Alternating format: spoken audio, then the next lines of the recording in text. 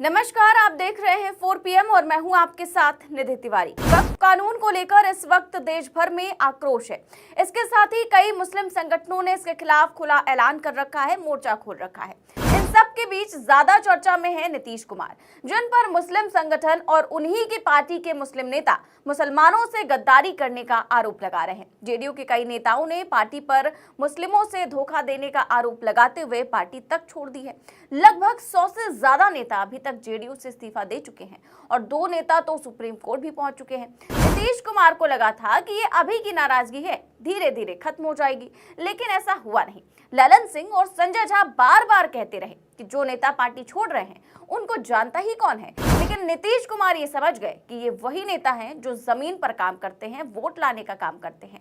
इनको नाराज नहीं किया जा सकता और इसीलिए अब नीतीश कुमार अपनी गलती को ठीक करना चाहते हैं। इसीलिए अब मुस्लिमों को मनाने में जुट गए हैं।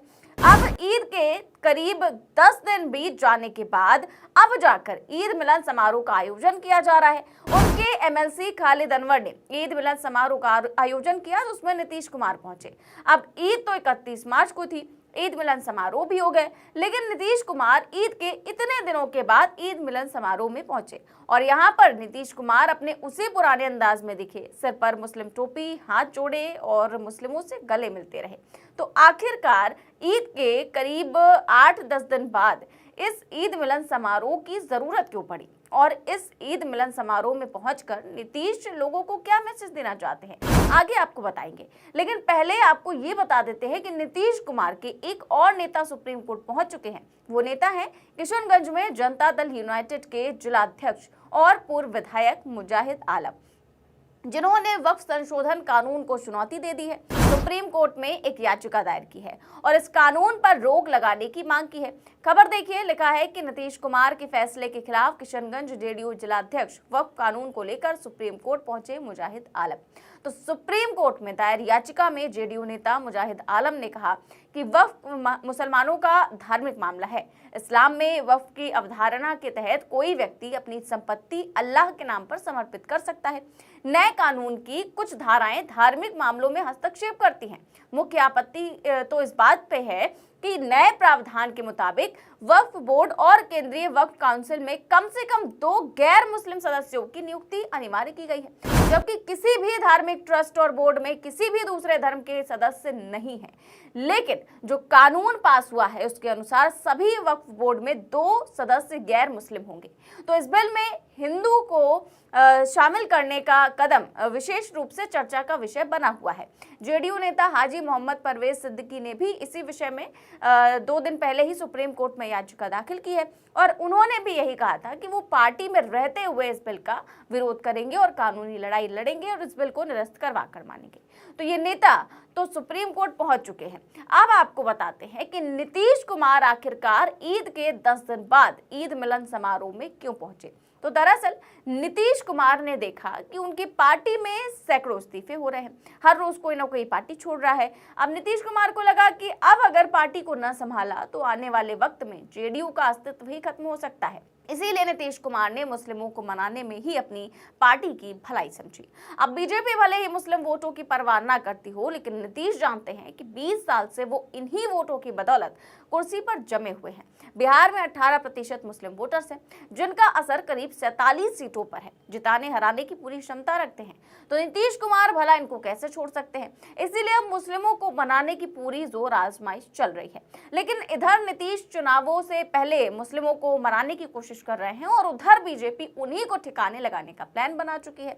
यकीन ना हो तो खबर देख लीजिए। लिखा नीतीश कुमार बनने जा रहे हैं उप प्रधानमंत्री। बीजेपी के पूर्व केंद्रीय मंत्री ने अनजाने में कर दिया बड़ा खुलासा। तो जैसा कि आप जानते हैं कि बिहार में नीतीश कुमार का क्या होगा क्या नहीं होगा, इसको लेकर बार बार सियासी गलियारों में चर्चाएं चलती रहती है। और अब भाजपा के एक नेता जो कि मोदी सरकार में मंत्री रह चुके हैं, उन्होंने सामने आकर ऐसा बयान दे दिया जिससे हलचल तेज हो गई है। पूर्व केंद्रीय मंत्री अश्विनी चौबे, उन्होंने एक बड़ी बात कह दी है। उन्होंने कहा कि नीतीश कुमार को अब दिल्ली की राजनीति करनी चाहिए, नीतीश कुमार को उप प्रधानमंत्री बनना चाहिए। क्या कहा अश्विनी चौबे ने, बयान सुनिए। आप ले आए जहां नीतीश कुमार जी एनडीए के पूरे देश के नरेंद्र मोदी के साथ कंधे कंधे मिला करके संयोजक की भूमिका में रहे और उनको उप प्रधानमंत्री का दर्जा प्रदान कर दिया जाए तो बिहार का भी धन होगा। दूसरा उप प्रधानमंत्री हमें जगजीवन राम के बाद मिलेगा। तो सुना आपने, जैसे ही उन्होंने ये स्टेटमेंट दिया उसके बाद में सियासी गलियारों में इसको लेकर के चर्चाएं चलने लगी कि क्या वाकई में नीतीश कुमार को बीजेपी दिल्ली लेकर के आएगी या नीतीश कुमार को दाना डाल के जाल में फंसाया जा रहा है। क्योंकि भाजपा में तो कुछ बयान जो कुछ भी निकल कर आते हैं, जाहिर सी बात है उसके तार दिल्ली से जुड़े हुए होते हैं, क्योंकि भाजपा के नेताओं का पूरा कंट्रोल या तो नागपुर में है या दिल्ली में है।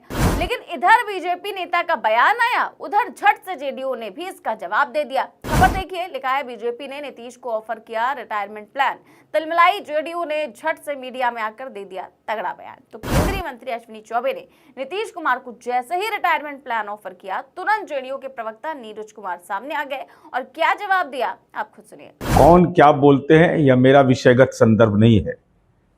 केंद्रीय मंत्री आदरणीय अमित शाह जी ने कल सार्वजनिक रूप से यह कहा कि 2025 का जो चुनाव है वह माननीय नीतीश कुमार जी के नेतृत्व में लड़ा जाएगा।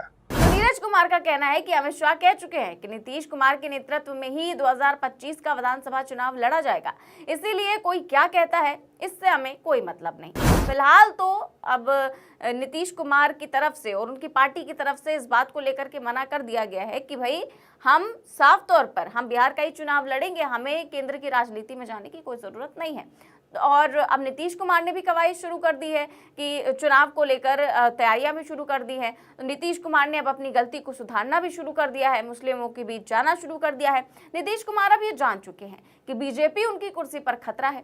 अब अगर नीतीश कुमार के विधायक 40 से नीचे हुए तो बीजेपी उनको इस बार सीएम नहीं बनने देगी, और अगर नीतीश कुमार को अपनी पार्टी को मजबूत करना है तो कुर्सी तो नहीं छोड़ सकते, तो मुस्लिमों के साथ जाना पड़ेगा। अब नीतीश कुमार का मुस्लिमों की चौखट पर जाना, हाथ जोड़ना, मुस्लिम टोपी लगाना, क्या नीतीश कुमार की सत्ता के लिए ठीक होगा या फिर नहीं होगा, क्या उनको सत्ता दिला पाएगा या फिर नहीं दिला पाएगा, ये तो वक्त ही बताएगा। लेकिन फिलहाल नीतीश कुमार इस पूरी जोर आजमाइश में लगे हुए हैं, देखते हैं क्या कुछ होता है।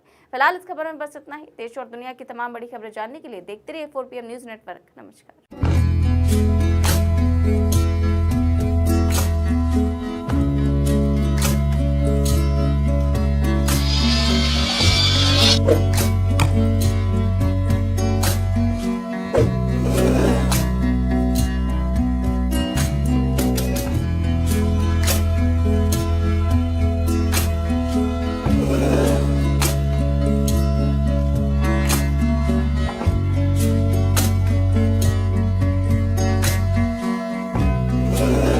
Thank you.